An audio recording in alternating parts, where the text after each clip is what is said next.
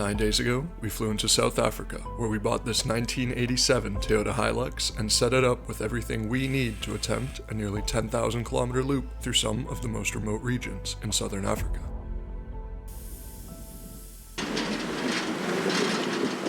And we did it all for under $5,000. Cheers. We're going to show you exactly what kind of truck $3,700 gets you in Africa and how we set it up to carry a full-size roof tent, kitchen setup, 50 liters of extra fuel and water, and 2 propane tanks, while all fitting discreetly under an old canvas canopy cover. 9 days ago, we were boarding an Ethiopian Airlines flight to Johannesburg, South Africa. Neither of us had ever been to any part of the African continent, so we booked a rental car and Airbnb for the first few days to give us time to drive around and look at used 4x4s on the market. It's so weird, like on one hand, it feels normal, but on the other hand, I'm instinctively like using my right. If you didn't know, most of the countries in southern Africa have left-hand traffic and right-hand drive cars. It took me a few days to rewire my brain and get used to driving on the other side of the road. In the months leading up to this trip, we spent hours on Marketplace every day looking for the right vehicle. But in our price range, there weren't many. Definitely nothing with a Toyota badge. So when the old Hilux came up for sale, we knew there would be a catch. So this is not a good sales pitch, but I'll tell you all the stories that I've had with it. My mate's missus filled diesel into the vehicle instead of petrol. And I said, you know what, just top it up with petrol, let's see what happens. That was the best thing that ever was done to that vehicle. We did have an incident where we launched a boat at the Durban harbor and the water took us in. Basically, the whole vehicle was submerged in water except for the back end. We got her started, we put the boat back on the tow bar and we drove that vehicle home. So 4 weeks after that, we went to Pongola. So from Durban to Pongola is about a 300 kilometer drive. We forgot that there's water in the gearbox. On our way back, we lost 2 gears, but she still took us home. But there was still some seawater in it. After seeing the Hilux for the first time and going for a test drive, we went out for lunch with Jay, where he told us even more stories about the truck, and pretty much instantly we became good friends. He deals in classic cars, mostly Fords, but the Hilux has been in his family for a while, and it was tough for him to see it go. Over the next week, we would even end up staying in his guest room while we drove around the city getting all the gear and materials we needed to build out the setup.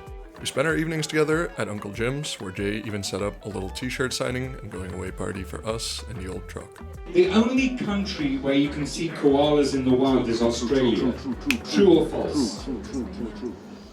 In here is a 2.2 liter gasoline engine known as the 4Y. This one is carbureted, and this engine's a bit special because it does nothing particularly well. It's very slow, less than 100 horsepower, and yet it uses the same amount of fuel as a V8.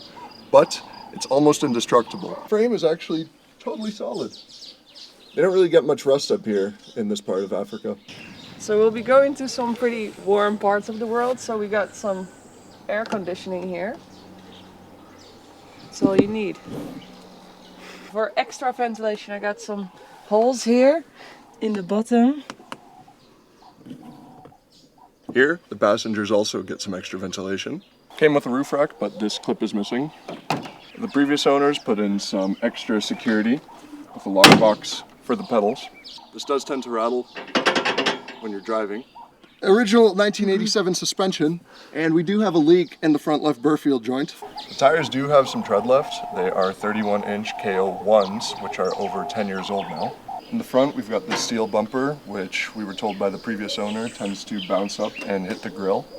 We've also got a 9,000-pound winch, although the power cables were stolen and there is no controller. So that's something we're going to have to figure out before we get into the sandier and muddier parts of southern Africa. And there's even a farm jack, or known as a high lift by a lot of us. There's of course all the other usual stuff. The driver's door handle only opens from the outside, the wipers only have 1 speed, and the list goes on and on. And cosmetically, she is 38 years old. In the world of 4x4 enthusiasts, the Hilux is what you would call a donkey. She's slow, but she goes anywhere. Full throttle. 80. 85. This is so funny. We immediately fell in love with the Hilux. She was perfect for us. Some AC wouldn't have hurt, but she had loads of character, and just look at her. Not a single bad angle.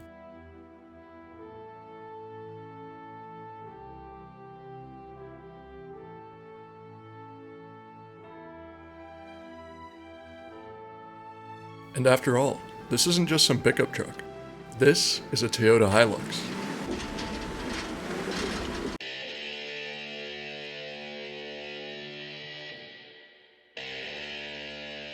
The reason for the Toyota Hilux's celebrity among car enthusiasts is simple. With a reputation for being the most reliable vehicle ever made, the Hilux can be found nearly anywhere in the world, serving any purpose in any condition.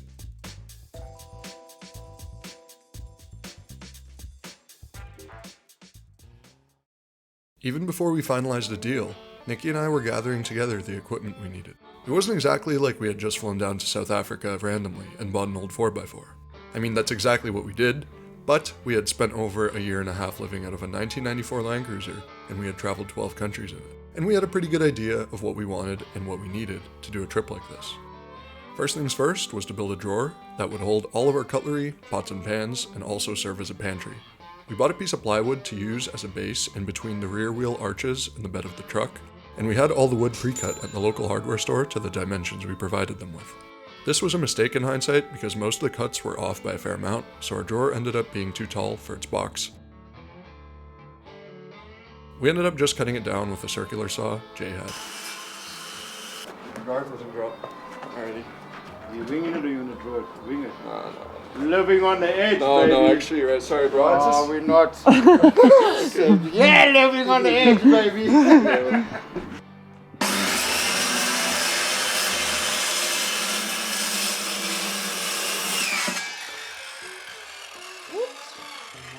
Oh, that's the back thing. That's the back. Oops. Shouldn't have winged it. Shouldn't have winged it.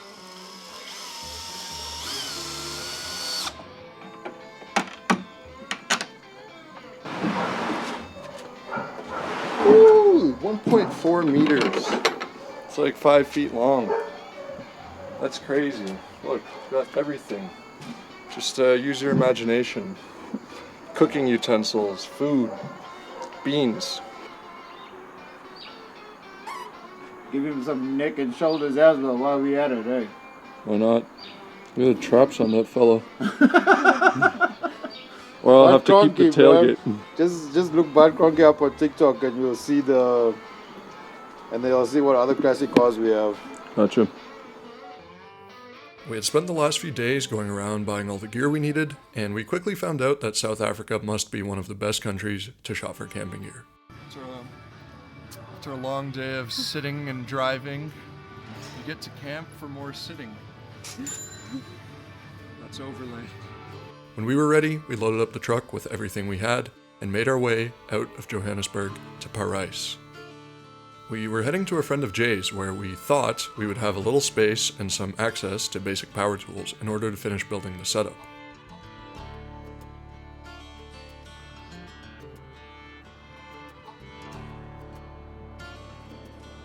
We found it pretty ironic that a week after flying out from Paris, France, we were heading to the small town of Parijs, South Africa. One of the languages in South Africa, Afrikaans, is derived from Dutch. So Paris is Parijs, and no one calls a pickup truck. They're just called bakkies here. To our surprise, when we got to Valdo's, he arranged for 2 of his workers to take us to his workshop and help us for the day. Valdo builds mostly Fords, F100s, and F250s. He is so dedicated to Fords that his sons are named Ford and Hudson. Wat is je naam? Ford. Ford. We told Valdo we wanted to get started right away, and within half an hour, we were heading to the workshop.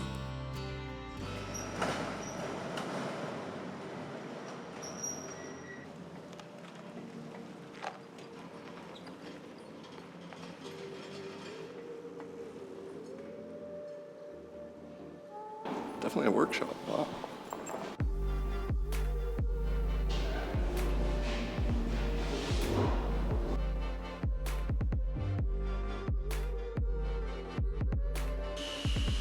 This whole time, we thought we were going to have a little shed where we could borrow an angle grinder, and here we were in a full nut and bolt restoration shop. We had bought this rooftop tent off Facebook Marketplace back in Johannesburg, actually in Pretoria, and it was a bit of a steal. It was almost brand new and had been sitting in a storage shed.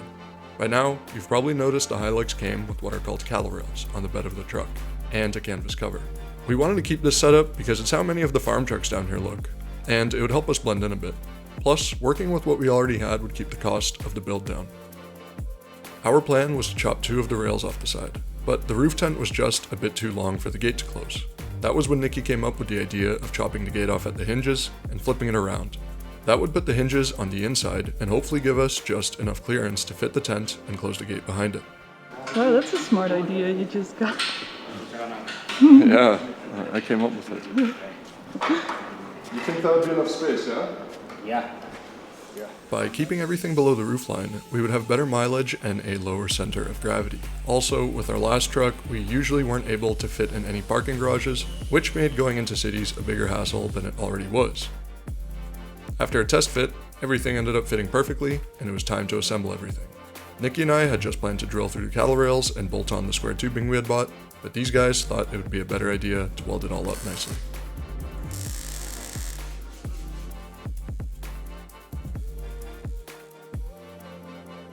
They even painted it all to finish it off. We were stoked. It turned out way better than if we had done it ourselves. We decided to put the roof tent off to the side, and that way when it was open, it would protect the entire bed of the truck from rain. The canvas fit back on snugly, and we were done for the day. The plan was to come back the next day and create a slide to go next to the drawer. In the meantime, Valdo and his wife Amarie had invited us to stay in their guest room and eat at their restaurant, the Fat Mussel, meaning the Fat Mussel. This is a beach-themed restaurant with a laid-back vibe, sandy floor, and even a pool, which was a huge relief for us because it was the middle of summer in South Africa and pretty hot outside. Oh, that's really nice. That's the perfect temperature. Yeah, go in. Go, go, go, go, go. Hudson was a big car manufacturer and they were in trouble. Yeah. So Ford helped them out for 2-3 years. That's why the other boys Hudson. Yeah, yeah. So hopefully Ford helps his little brother through the year when he struggles in life. Hey, fair And enough. small things like that. Yeah. In the US, it's Twinkies. Twinkies, yes. Yeah, but these are Tinkies. This is Tinkies. It's almost the same. You want to try it? I don't know these ones. Oh my god. And do you know that? In Afrikaans we call it appelkoekies. Appelkoekies. So it's fish paste, but they put it on a toast. It's very nice. So I'm gonna give you a lick. What is this? It's a shot? It's alcohol? A little bit of alcohol. And after you drink, at the back there's a small story you can read.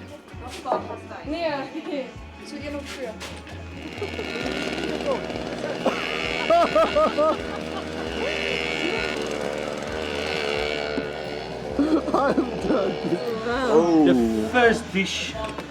This looks really, wow, really good. So what is it? Afrikaans, this is potbread. And this Potbread. obviously is mussels. Mussels, this is also like a mussel. This one is kind of spicy. That one's got just salt and wine. Salt It's and like wine. a garlic sauce. If you think it's a little bit dull, put a little bit of the garlic sauce on. Seriously delicious. I mean, seriously delicious. We were 500 kilometers from the coast, and yet this was genuinely some of the best seafood we had ever had. Everything here was cooked on fire. After the mussels, the next course was a mixed seafood bowl, and then snook fillets. We washed it all down with South African beers, pina coladas, and a local favorite, brandy and coke.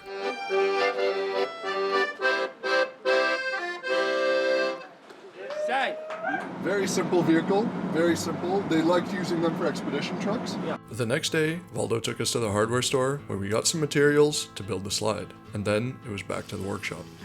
The plan was to just build a simple platform that we could mount some D-rings and brackets to. This would let us reach items at the very back of the truck bed. Like the drawer, we went with another friction slide design, mainly because it was cheap, but in hindsight, while wood on wood has worked great for us, using 2 pieces of C-channel to slide one within another wasn't the best choice. With some pretty heavy items sitting on the slide, it can get a bit difficult to pull it out smoothly, but we don't use it that often, mainly just to get the tools at the back of the bed, so it wasn't such a big deal. To finish it off, we made a little bracket to hold our 2 propane tanks, laid down some rubber matting, and mounted a chest handle.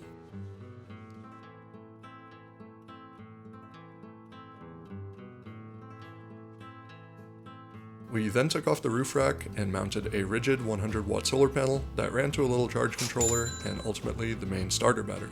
This is to power a small 300-watt inverter we picked up that would mostly charge our electronics, and the solar panel would let us keep our various camera batteries and phones charging while the car was off. When everything was done, we grabbed a spare rim, which was included with the Hilux, and then we went into town and got a used spare tire. The 31-inch tires on the truck are only slightly bigger than stock, so the spare managed to just fit back under the frame. Now that we had everything, we had to figure out how to organize it, and this is how the full cost breakdown looked.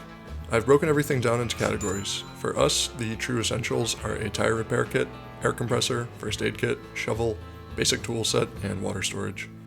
We're running 2 25-liter water jerry cans and 2 25-liter fuel jerry cans, and since we're alone, one thing not on the list is a Garmin InReach, which lets us text or send out a distress call via satellite in case things do go totally wrong.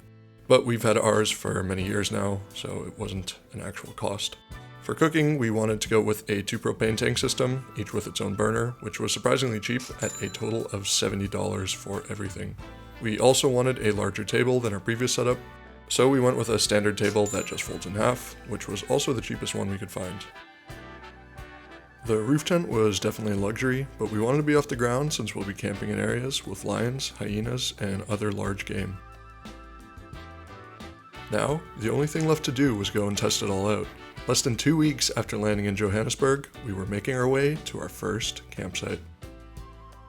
It felt so good to be back on the road again. For our first night, we pulled into a small farm, only an hour-and-a-half drive from Parijs.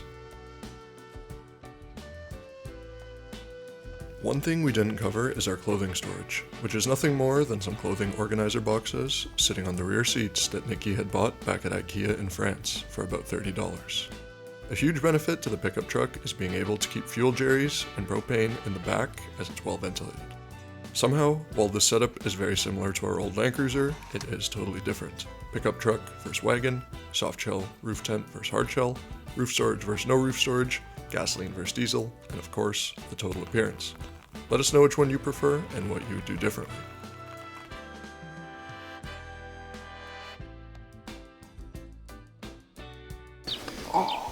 Oh, I'm in recliner mode. Cheers. Cheers. Our first test camp went great. There were still some things to tweak, but from here, we would be heading off to try and drive across South Africa, through Lesotho, Namibia, and Botswana. That is, if the old Hilux can make it. All of a sudden we can't get any gears. Oh, still no. If you enjoyed the episode and would like to follow along, don't forget to subscribe, and thanks for watching.